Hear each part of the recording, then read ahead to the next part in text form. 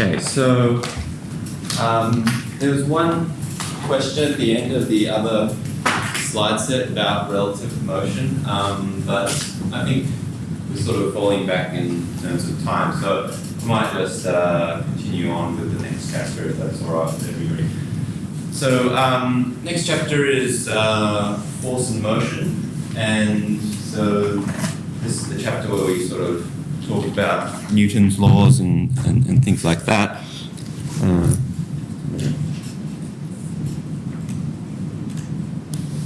Right, so probably a lot of this will be familiar to many of you, but well, let's go through it anyway. So basically up until now we've just been talking about the motion of an object, and they're just describing the motion of the object, right? So we looked at how, say, projectile motion works, where there's some object flies through the air, and we looked at it in terms of position, velocity, acceleration, things like this. But you can actually, of course, be the cause of the emotion, right? So we don't have to just be a passive observer and just look at things in the world move. Of course, ever since you're a baby, you realize that you can actually start to push and pull things, and so you can actually be the cause of the motion. And so it's a very natural concept to introduce this idea of a force. So force is, of course, just a push or a pull, and we're interested in this because basically it will eventually cause something to move. Right? So before Newton, and in fact it was Galileo that discovered this idea, or it was actually Galileo's law that Newton actually kind of sort of took over, and everybody hasn't been completely forgotten, but in fact it's originally by Galileo. But common experience, you might think that you always need some energy to keep objects in motion, right? So if you roll a ball or something, eventually it will just come to a halt. So it's tempting to say that the natural state of something is that it's not moving, right? But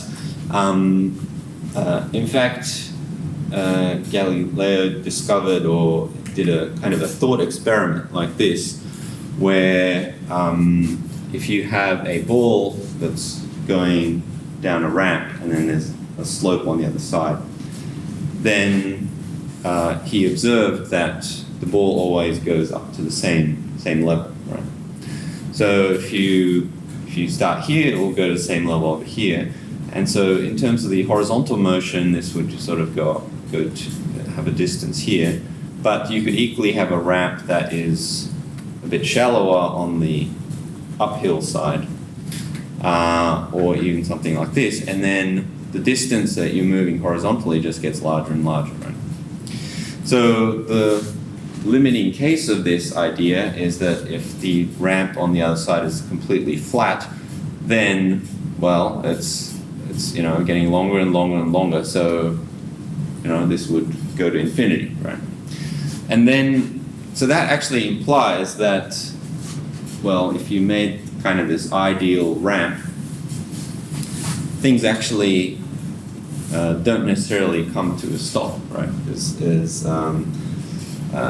If you built a perfect ramp like this, then the object could just keep on moving forever. And so that's actually, not our observation. And if you actually did this experiment, that would actually not be the case, right? So if you made this experiment, what you'd find is that this ball would roll and then it would stop somewhere, right? That's what you would find. But this is kind of the power of the thought experiment, that even though what you might actually see in reality is sort of not exactly this, but you sort of logically argue that this is what it should be in the ideal case, and kind of discover some fundamental truth in that. So just as a side, this is why actually, so in physics, there's basically two types of people. There's the theoretical physicist and the experimental physicist. And, this is true, of course, today as well. And so I happen to be a theorist. And these two camps are, they have really quite different cultures, actually. So the theoretical physicists really like to think of things in this sort of rather ideal way, and then experimentalists like to get their hands dirty and sort of build stuff.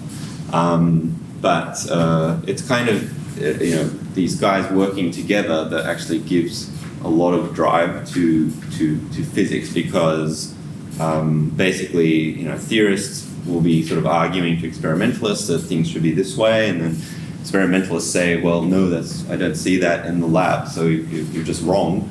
And then there's a lot of sort of fights between these two groups, but that's actually what drives everything forward. So it's quite an interesting kind of culture that is present there. And so I think Galileo was, he was probably both, really. Anyway, he's capable of thinking like a theorist. So, and the value of thinking in this kind of way is that it sort of distills the kind of essential truth of what's really happening. And you could easily formulate a law that says that, things, if you start them in motion, then they will always stop. And, that is a law that you could make up. But in a way, it's not a very useful law, because it's something that is like highly dependent upon the circumstance of this, right? So if you have this toy car or this ice hockey puck, then the way that they move will be quite different. And as you probably already know, it's all due to friction. And because friction is such a variable thing, and because everything becomes case by case, it just is not a particularly useful law. So it's even though this is a sort of an idealization where things move forever, it's a kind of a useful idealization, because then you can separate out your thinking between, okay, so this is what happens, in the absence of thing, and then you can then take into account friction, and then, these are two separate things, and then you can sort of isolate the problem in this way. So it's a kind of, it's a more valuable way of thinking. So what we know is Newton's first law is actually done by Galileo, and I had to remind myself of this, but Galileo died around about the time that Newton was born. So it was, definitely Galileo that thought of this first, but it's called Newton's first law generally today. So, if no net force acts on a body, then the velocity cannot change. So in order for things to change their velocity, then you need a force, right? So, and what's implied by this is that if you have a constant velocity, then it will remain in that constant velocity forever. We can kind of see this much better with technology today, because things in space that are floating and moving off into the galaxy, like these satellites, or this is a solar sail thing. This is some new hypothetical way of doing space travel, but basically harnessing the solar wind. So this can be used as a propulsion device. Anyway, so these things can kind of keep on moving, and these types of man-made satellites that have been shot up into space. So I think Voyager 2 is, I believe, the most, it's the object which is the furthest that's traveled from Earth, furthest man-made object. And this will just keep on going forever and ever, right? So you don't need a force for it to keep on going because it's already got a lot of velocity. And on Earth, things like a hockey puck will be traveling even with a small nudge. It keeps on going. Okay, so we can define these things. So the unit of force is Newton, and this is a vector quantity. So that means that if you've got more than one force, then you would add them vectorially. So 3 guys pulling on a tire, then the total force on the tire is the vector sum of these things, because if the vectors are pointing in opposite directions, they can cancel, or if they're pointing in the same direction, they can reinforce each other.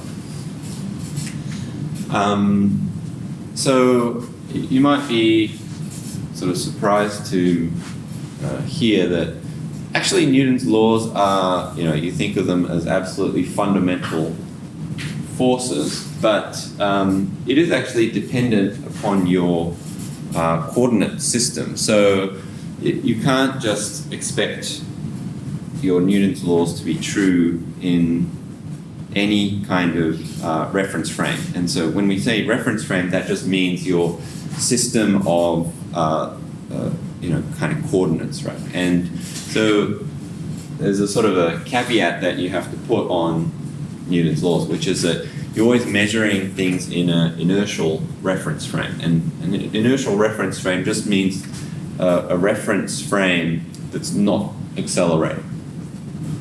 So for example, actually, the Earth's surface is not, strictly speaking, inertial reference frame. You do have to look at large sort of distances in order to see this. But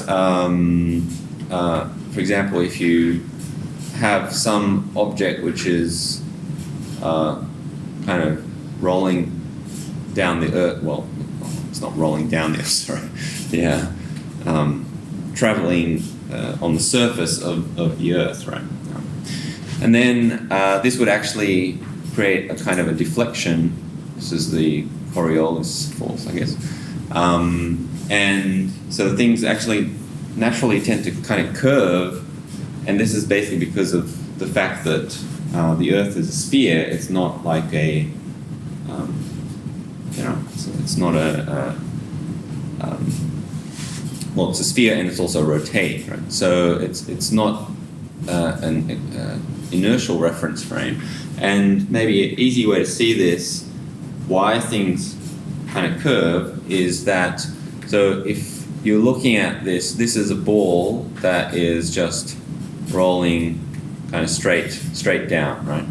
And happens to be on this turntable, but if you're just sitting there watching the turntable, this ball rolls, then just rolls in a straight line. But if you're an ant that's sitting on the turntable and you're watching the movement of this ball, then because you're turning, it's the ball appears to like kind of curve off, and this is basically because this turntable is not an inertial reference frame.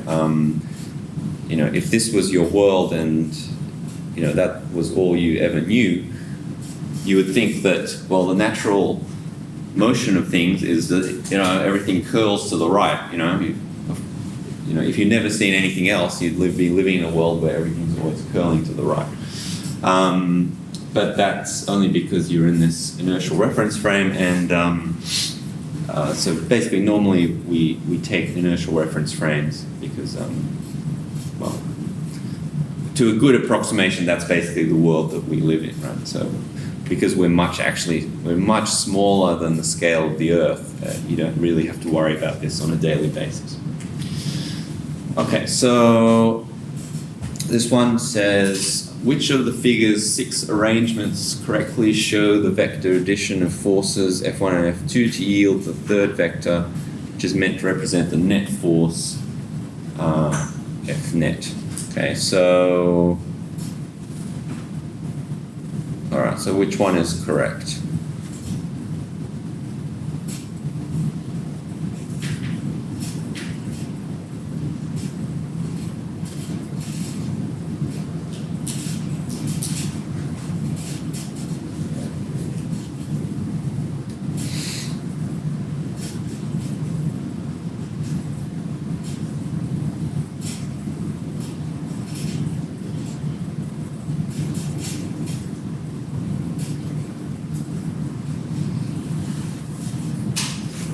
this one correct?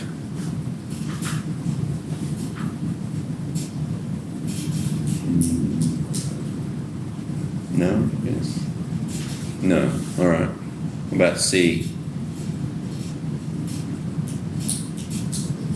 Yeah, seems right. What about E? Also right. D? Also right. So, yeah, C, D, E are the correct ones. This one's wrong because it's, it should be pointing this way. Yeah, vectors add head to tail, right? So it should be like this one and then go up. So it should end up that way, pointing that way, not diagonally to the left. This one's pointing entirely the opposite direction. Okay, so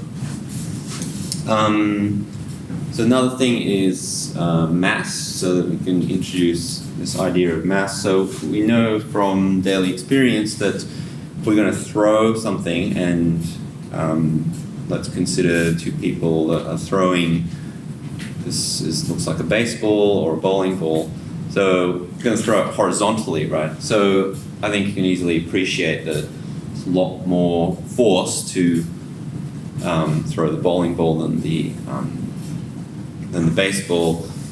And this has nothing got to do with gravity or anything like that, because you're throwing it sort of horizontally.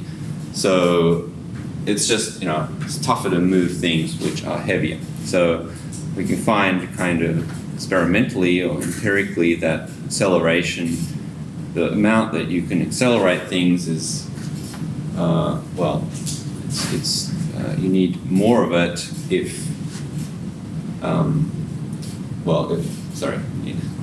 to achieve the same acceleration, you need to apply more force for a heavier object, right? And it's kind of inversely proportional.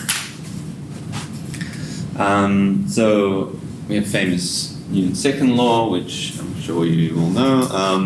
So F equals ma, right? So, and this is the net force on the object, and so that's the total force when you add together all the forces, and the mass is the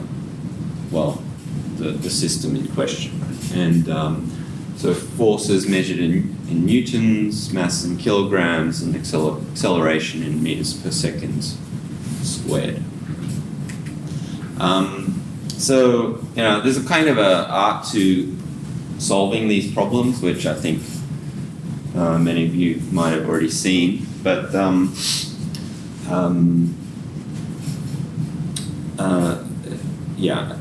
basically, in many of these questions, you can kind of apply it in many different ways. So there's not like one way to actually apply this. You can apply it to the subsystems or the total systems.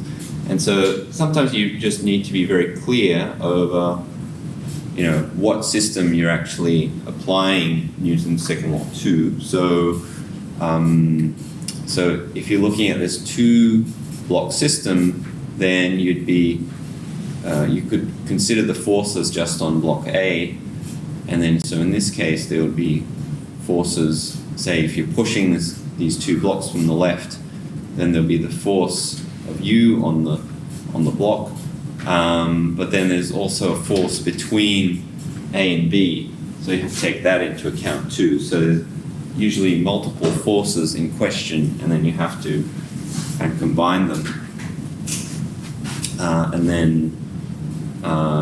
then apply it to each system. So in this case, you could actually apply it to in three ways. You could apply it to A alone, or B alone, or you could apply it to the whole system together. And you can do that because essentially you can, if these things are always in contact with each other, then you can kind of view it as one object. And likewise with this toy train, you can apply it to the whole system, or individually, or maybe like two of them, these two or these two, and then basically, it should all be kind of consistent with each other. Right? So to figure out where the forces are is quite a big part of this. It's also a vector equation. So actually that means it's in 3 dimensions, it's actually 3 equations in one. So it's not really even one equation because each of these components act independently to each other. So this is a lot like in that projectile motion question. So we could just separate out the x and y components. So this key point here says acceleration component along a given axis is caused only by the sum of the forces along the same axis. Yeah, so it basically says that you can separate out the components in different directions. Another sort of special case is if it's in equilibrium, and basically this is a special case when the net force is actually 0. So if all the forces cancel, then Newton's law says that the acceleration is 0. And if the acceleration is 0, then this basically means this is like that first law situation, right? It's basically says that the velocity is not going to change. The acceleration is 0, so whatever the velocity is, it's going to stay at that velocity. So in questions like this, where you have some object hanging from like 2 wires like this, the whole thing is in equilibrium because nothing is moving actually, right? So it's just hanging there, and there's no movement of anything. So it's at equilibrium. You can say that the acceleration is 0, and then so actually from that you can deduce that the total forces have to all cancel out. So whatever forces there are, so in this case it's going to be a force of gravity down, force due to this wire, and this force due to this wire, and those 3 forces have to cancel out, and they have to cancel out vectorially. So that means in the x and y directions they both add to 0. Okay, so let's have a look at this one. So the figure here shows 2 horizontal forces, 3 and 5 newtons, on a block on a frictionless floor. If third horizontal force acts also on the block, what are the magnitude and direction of F3 when the block is A, stationary, and B, moving to the left with a constant speed of 5 meters per second? Alright, so we'll do A first. So if it's stationary, what must the force be?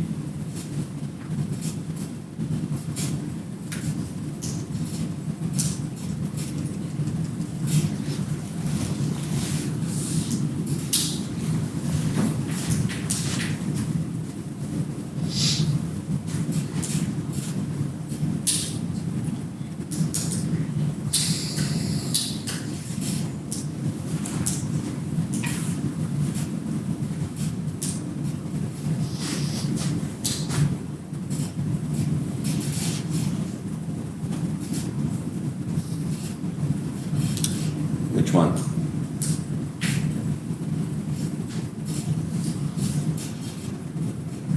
Yep. B. 2 newtons to the left. Yes. So all the forces must cancel.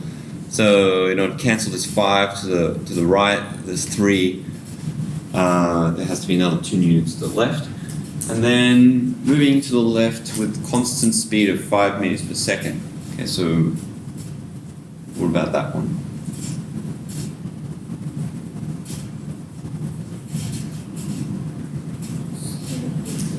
Still B. So why is it still B? Because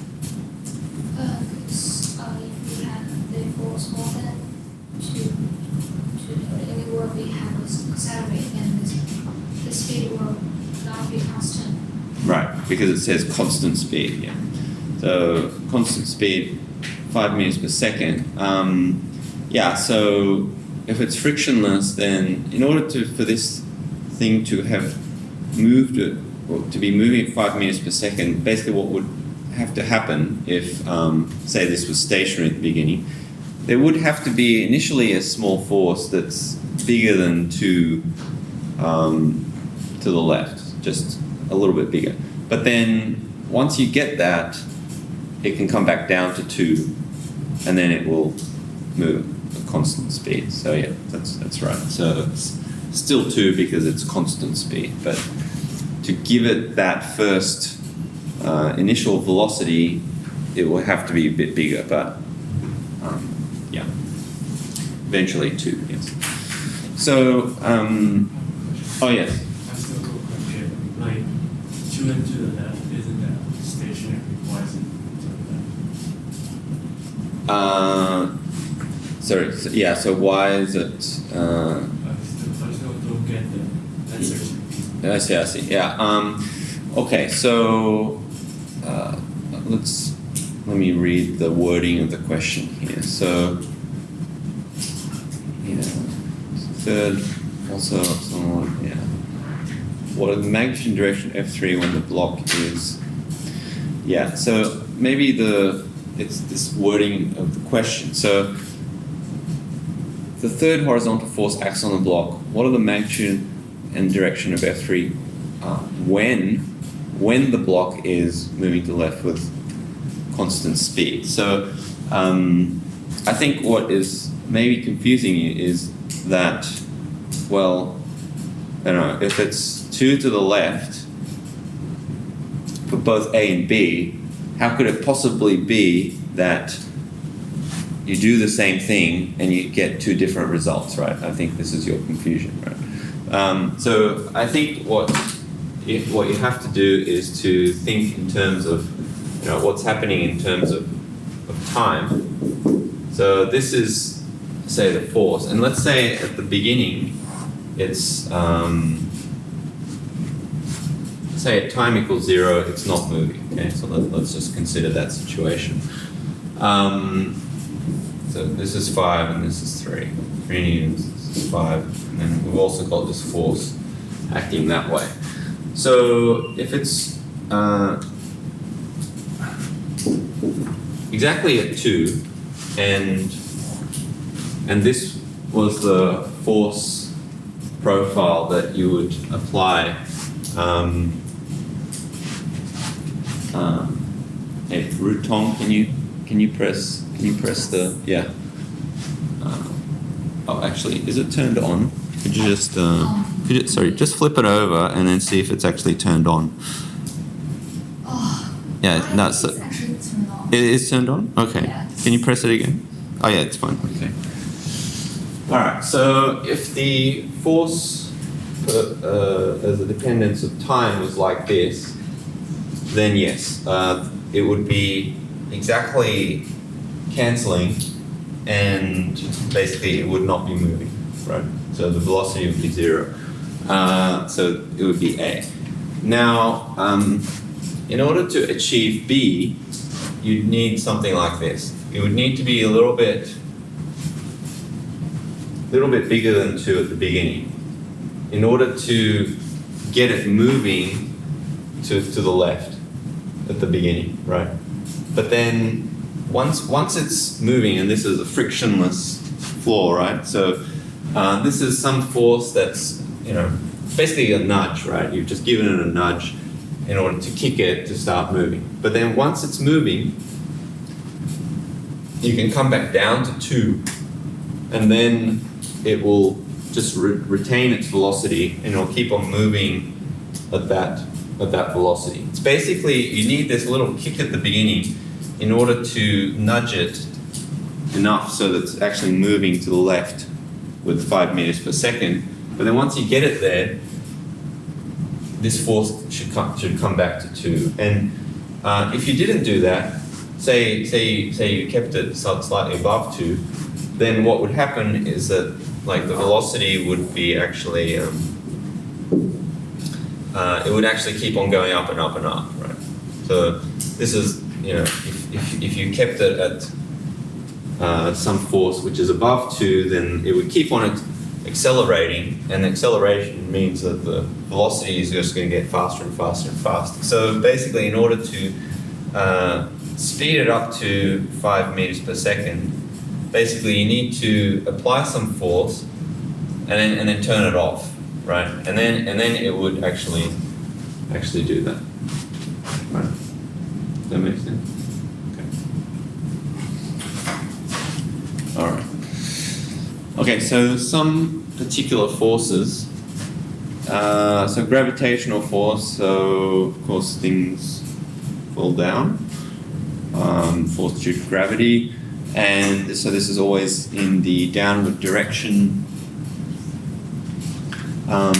The total force is m times g, and in the negative direction because it's down. This is a particular case that you encounter quite often. So, often you'd have, problems like this where you're looking at all the forces on an object. So this might be something where, there's some weight of the object so that it'd be forced down. Perhaps you're pushing on this object to the right here, and then we'll do, I think, shortly the normal force, but we'll get to that one. So the weight is the magnitude of the... So it's actually defined in this way. So the weight is the magnitude of the force required to prevent the body from falling freely. Okay, so maybe the way to picture it is that you've got like this, this weight, and obviously if you let go of it, it's going to fall. You need to be pulling up on it to prevent it from falling. So that's basically the force that you need to provide. And weight is something that is actually dependent upon gravity. So of course, if you're in space, you have no weight. But on Earth, your weight is actually measured in newtons. Say if you're 100 kilograms, then the weight would be actually 980 newtons. On the moon it would be less because gravity is different. But of course mass never changes, right? So mass never changes because even in space, if you want to push some object and get it moving, you still need to provide a force like F equals ma, whereas weight is something which is specifically to do with gravity.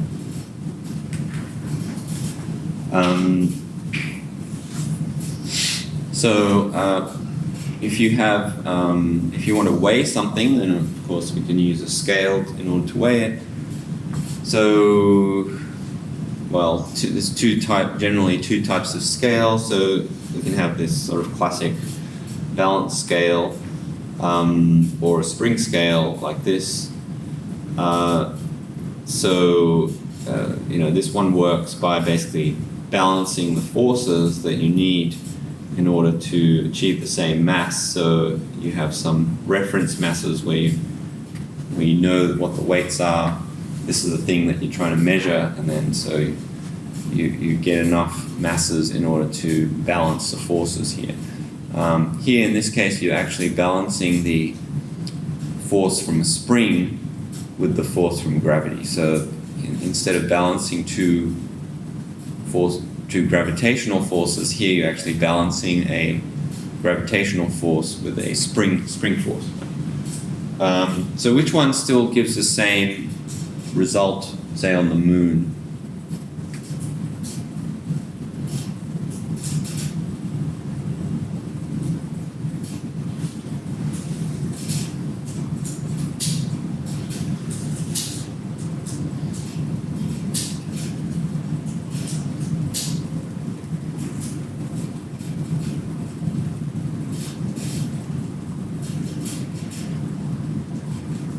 So if you took these two things to the moon, and you got the same thing that you're weighing, and say if it was 5 kilograms here on Earth, would you measure 5 kilograms on the moon for this one? Yeah. Yes, you would. Yeah. So here, actually, the gravity, because it's comparing two things with gravity, so it just means that the gravity force due to gravity will be smaller for both of them, but then they're both smaller, right? So it kind of cancels out, if you like. So if the gravity on the moon is what is it, about a sixth or something? Is that a sixth? Yeah. So it's about a sixth of what you have on Earth, but they're both 6 times smaller. So it sort of cancels out. What about this one?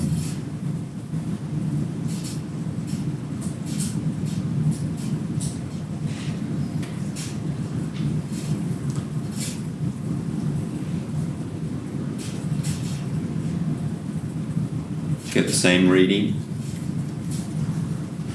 No. And yeah, so you don't get the same reading because, sorry, the what? Yes, the gravity changes, but then, yes, but then the spring force actually doesn't change. The spring is just, the force due to the spring is coming from some kind of mechanical property of the spring itself, right? So it doesn't really change its properties just because you're in space. So in that sense, this one will actually give a reading which is 6 times less on the moon because that's not changed, but that has. Right? Yeah. Yeah. Okay, and the normal force. So this is another type of force which is a kind of, originally it comes from a mechanical force. So if you have a block or some object on a table, now we all know that everything in this room is experiencing gravity. Everything's got a force on it that's just pulling it downwards. Obviously, if you put something on a table, put something somewhere, it stops falling. Of course, if it's in air, then it will fall. And the reason why things don't fall when you put it on a table is that the table is pushing up on it with a normal force. And so, where does this force actually come from? Well, it basically comes from the kind of microscopic properties of the, in this case, the table, right? So, table's made of atoms, and then you can kind of imagine all these atoms that are bonded to each other, and these atoms have some structure. They don't want to move away from each other, right? So it's resisting being deformed into this shape because all these atoms want to be close to each other. That's the nature of a chemical bond, right? And so when you put something on a table, basically, well, firstly there's the all the electrostatic forces that arise because if you've got some other object here that's coming in from above and it's hitting this, then these atoms repel the atoms from above because the atom is surrounded by electrons and they're negatively charged and they all kind of repel each other. But then eventually, this thing from above is trying to deform this and then trying to bend this object, which is trying to stretch all these chemical bonds. But then the atoms don't want to do that; they want to come back together. And so, this actually incredibly complicated thing that's actually happening can all be more or less summarized by, collectively, the effect is that there's a normal force that acts on the block that goes upwards, right? And that just all comes from all this kind of essentially chemistry, really. So, if you're looking at some object like this and you're analyzing the forces, then you can consider that there's basically two forces on this object. There's one force which is coming from gravity, it's going down, and then there's a normal force which is coming from all that, electrostatics, all that kind of stuff.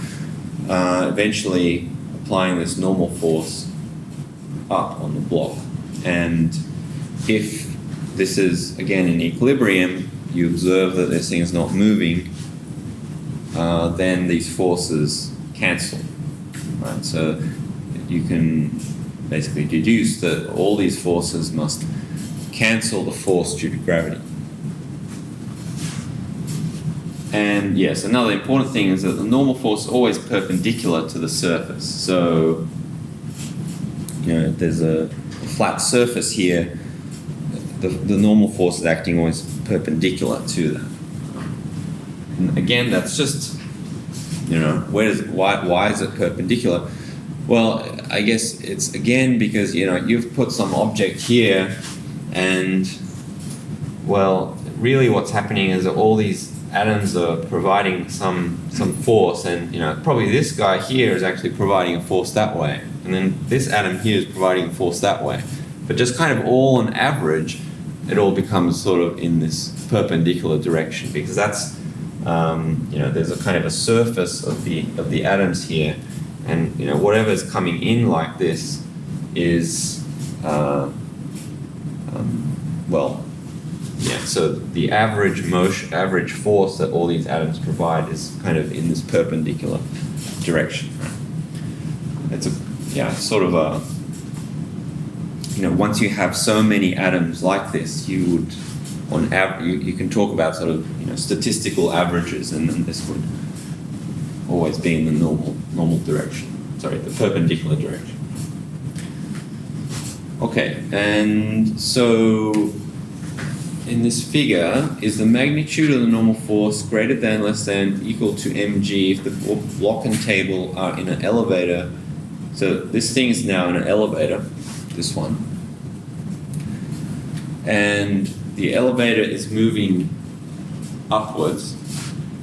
But in the case of A, it's moving at constant speed.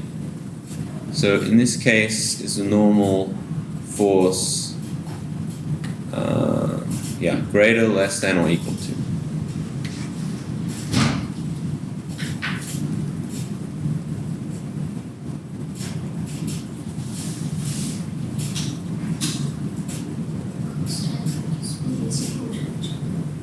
Yes. So sorry, what was your answer? Which one?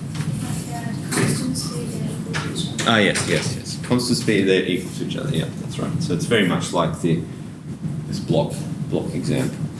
What about if the elevator is moving down? Oh, sorry, moving. Did I say up, downward before? Yeah. Elevator is moving upward, but it's increasing in speed. So in this case, does anything change?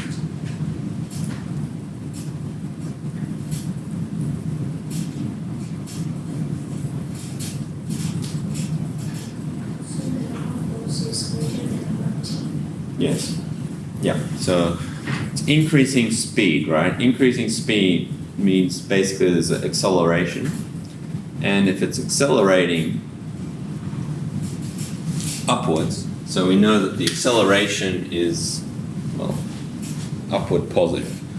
Now, F equals ma, so if the acceleration is this way, upwards, then the normal force, the total force on the system has to be upwards. And if the total force is upwards, then the sum of these two vectors, the normal force plus the gravity, have to give some vector which is pointing up. So eventually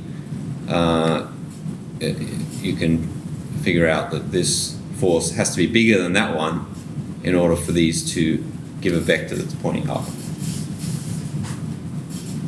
That makes sense.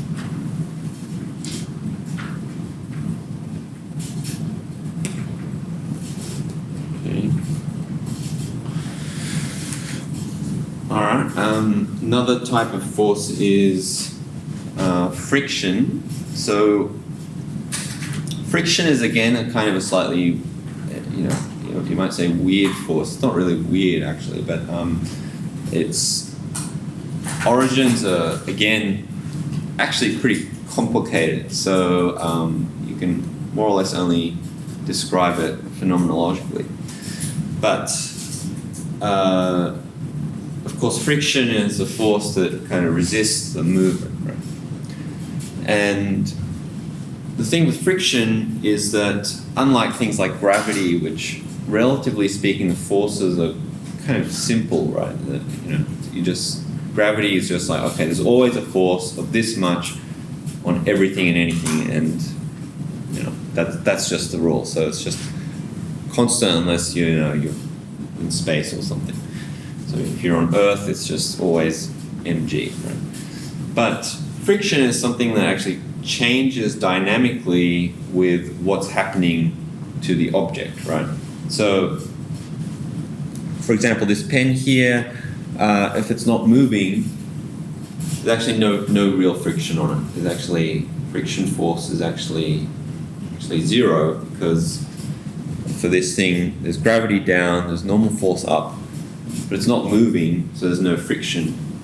But if you start to move it, then there is friction, because basically now the surface of this object is now rubbing on the surface of the table, and that is creating a force. So it kind of depends upon the movement of the object, right? So